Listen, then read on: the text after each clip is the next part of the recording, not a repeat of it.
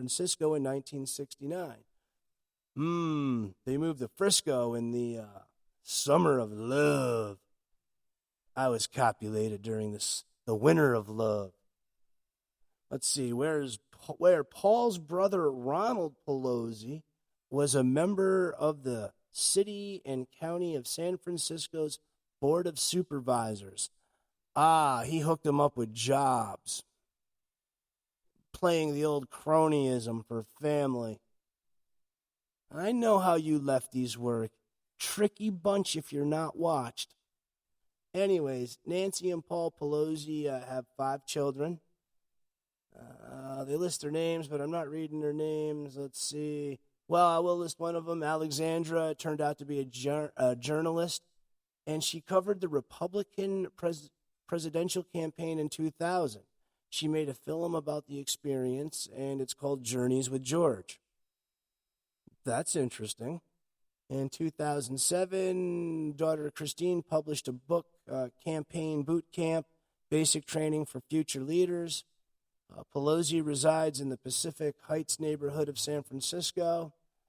Let's see, in 2016, Financial Disclosure Report lists among her assets a combined home and vineyard in St. Helena, California, 2 commercial buildings in Frisco, and a townhouse in Loomis, Cali.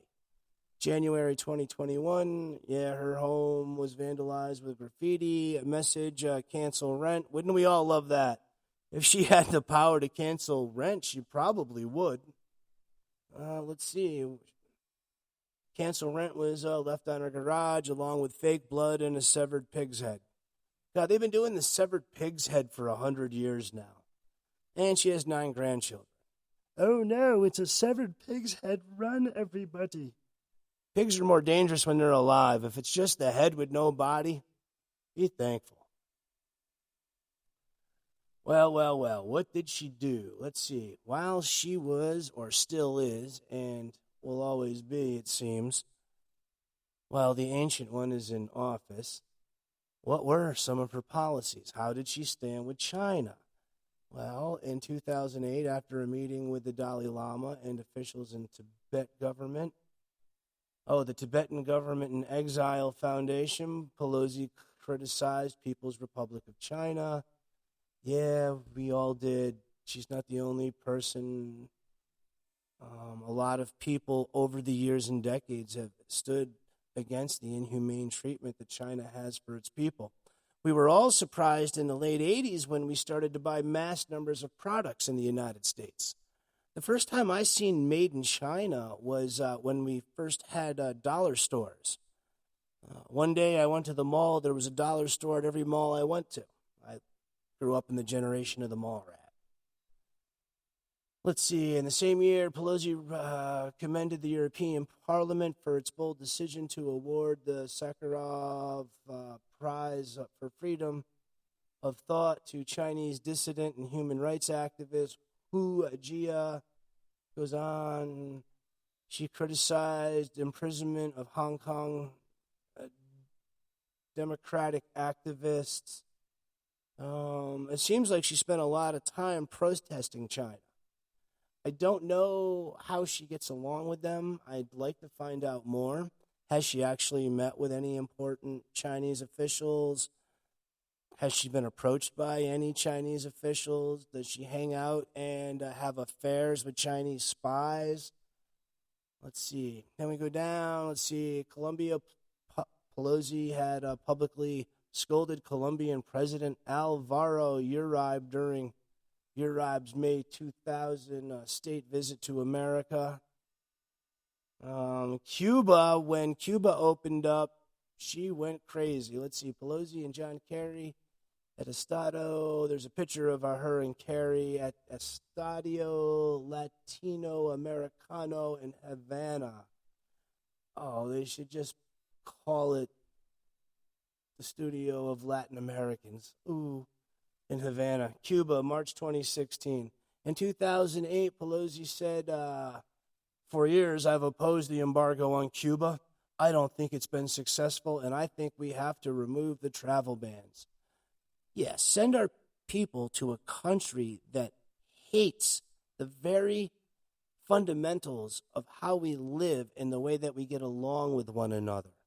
Yes, let's just run over there so they could A, kill us, put us in prison, brainwash us, and otherwise infiltrate and usurp the goodness of our country to turn it into a shithole like they are. Cuba is not a fun place to live. People get on rafts made out of beds and blown up garbage bags to get away from Cuba and come to the United States.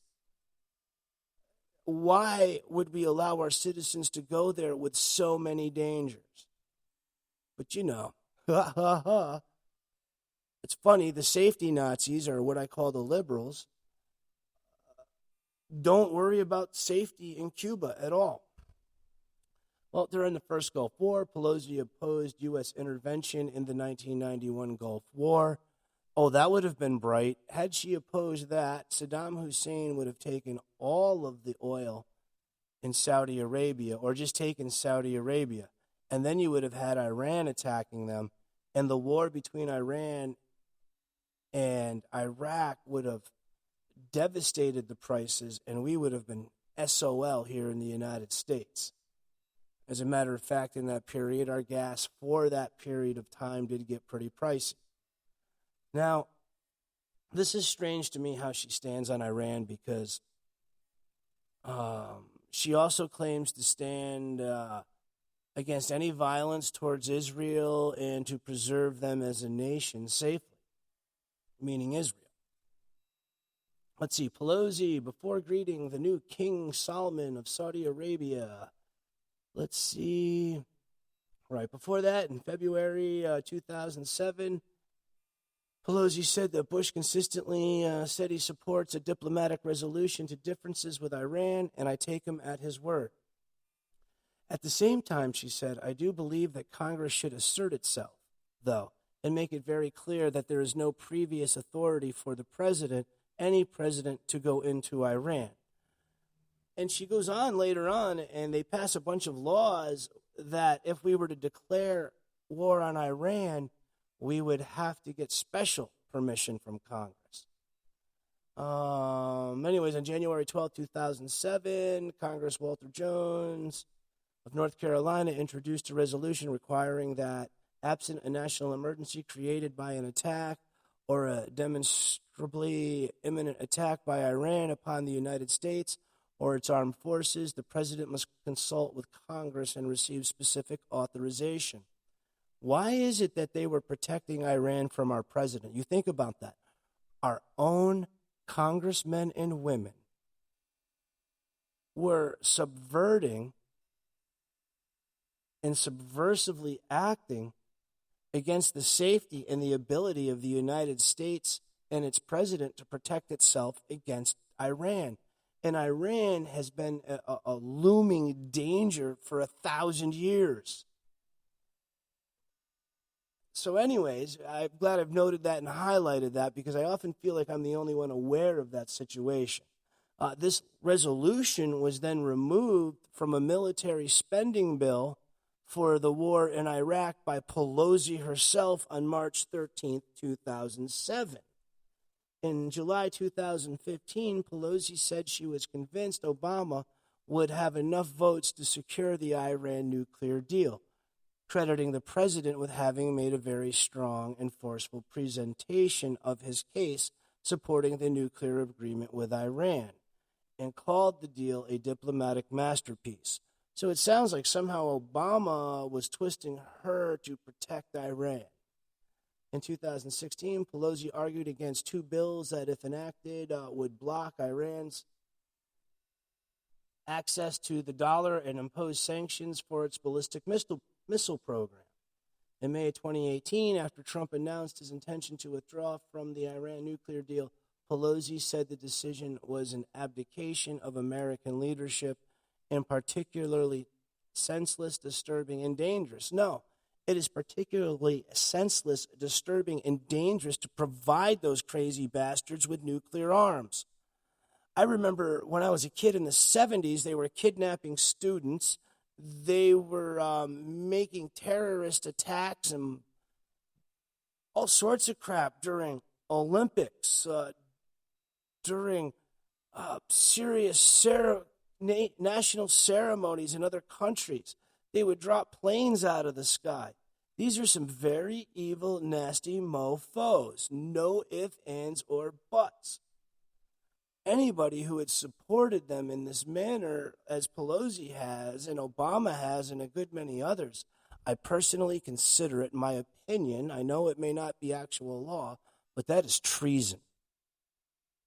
In the Iraq War in 2002, Pelosi opposed the Iraq resolution authorizing President Bush to use military force against Iraq. So she wanted to protect Iran, but she didn't want to protect Iran from Iraq. She didn't want to protect us from Iraq, but then she's protecting Iraq. Unilateral use of force without first exhausting every diplomatic remedy and other remedies and making a case to the American people will be harmful to our war on terrorism, she stated. No, by the time all that was bursting, they had attacked us with a serious terrorist attack, the largest the United States had ever seen. I'm sorry, Nancy. You are deluded and loony. And that's what I have to say. Most of these libtards are loony. There definitively is, how would I put it? They're just loony. That's all I can really say about it. There's 100 million other ways to say it differently and maybe even better, but they're just a bunch of loons. Let's see. What else do we got here? Iraq War. She opposed the resolution. Let's see. This is about the Constitution. Let's see here. In 2002, Pelosi opposed the Iraq War. George Bush to use military. Pelosi. Let's see. In explaining her opposition to the resolution, Pelosi said CIA Director George Tenet had told Congress the likelihood of Saddam Hussein's launching an attack on the U.S. using weapons of mass destruction was low. Right, because we didn't give him nuclear arms like you wanted to give to Iraq.